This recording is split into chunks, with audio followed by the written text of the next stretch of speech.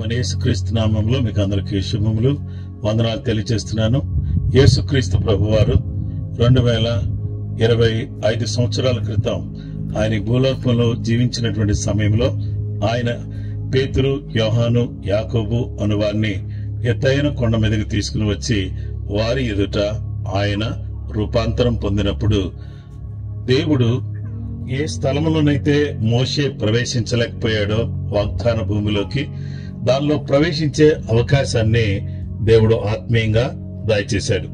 కాబట్టి మోషే, ఏలియాలు ఏం చేశారంటే వాళ్ళిద్దరు కూడా వచ్చి నిర్గమమును గురించి మాట్లాడారు. అనగా యేసుక్రీస్తు ప్రభువారు చేయబోతున్నటువంటి ఆ గొప్ప బలియాగాన్ని గురించి వారు మాట్లాడినట్లుగా దేవుని వాక్యంలో మనం చూడవచ్చు.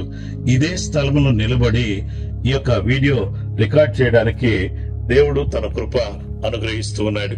అందును బట్టి నేను దేవునికి వందనాలు, స్తోత్రాలు చెల్లిస్తున్నాను. మోషే, ఏలియాలు అలాగే యేసుక్రీస్తు ప్రభువారు మహిమలో కనబడుతున్నారు. కింద పేతురు, యోహాను, యాకోబు అనేవారు ముగ్గురు కనిపిస్తున్నారు. ఈ ముగ్గురు ఇక్కడ ముగ్గురు. అయితే పైన తండ్రి ఏమన్నాడంటే, ఇదిగో ఈయన నా ప్రియ కుమారుడు, ఈయన యందు నేను ఆనందిస్తున్నాను. మొత్తం కలిసి 7 మన కనబడడం మనం చూస్తాం. గనుక ఈ సమయంలో ఈ రూపాంతరపు కొండ మీద యేసు రూపాంతరం పొందాడు. నిర్గమమును గురించి దేవుని సేవకుడైనటువంటి మోషే అలాగే ఏలియా ఆయనతో ముచ్చనిచ్చినట్లుగా మనం చూస్తున్నాం. నిర్గమము, మొదటి నిర్గమములో ఇశ్రాయేలు ప్రజలు ఐగుప్తు దేశంలో నుంచి వారు బయటకు వచ్చారు. రెండవది ఈ యొక్క ఏలియా ఏం చేశాడంటే మరణం చూడకుండా అతను దేవుని యొక్క రాజ్యానికి అగ్ని గుర్రాలతో, రథాలతో చేరారు.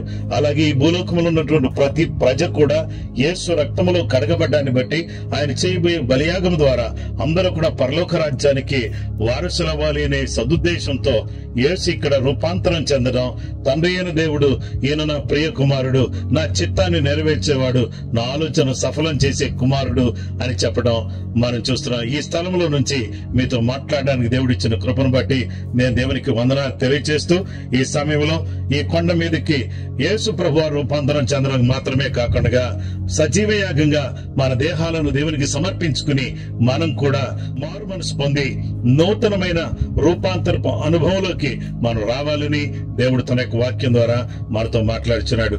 ఆ విధమైన కృప మీకందరికీ ప్రభు దయచేయును గాక. కృప మీకు తోడైనను గాక. ఆమేన్.